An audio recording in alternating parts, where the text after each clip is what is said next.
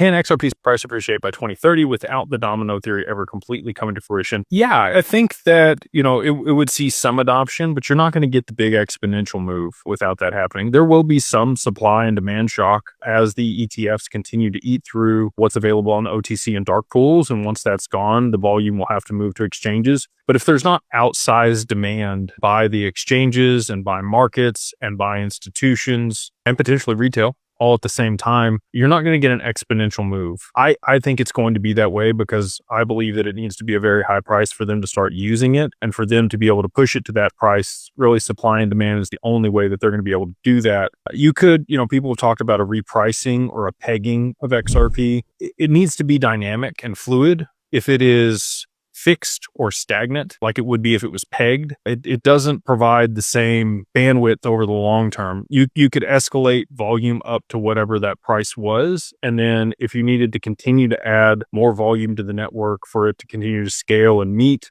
the new demands of markets, that were being tokenized, real world assets.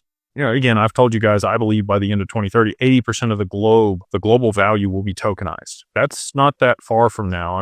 Really just 4 years away. I believe that so 5 years, by the end of 2030, 80% of the globe is tokenized. And that's a lot of value moving on chain. XRP, I believe, will settle all of that back end. And so for it to do that, you would need the price to continue to escalate with the additional volume, but it really can't even start moving, utilizing the utility or continuing to escalate because of the volume on the network until you kickstart it. A good example of this, we're going to do an event with Canary Capital for the mastermind. When talking with them, they really need an ETF to be $100 million to start getting institutional adoption. And the reason for that is no pension fund or other regulated entity can own more than 10% of an ETF. And their smallest check size that they cut is around $10 million.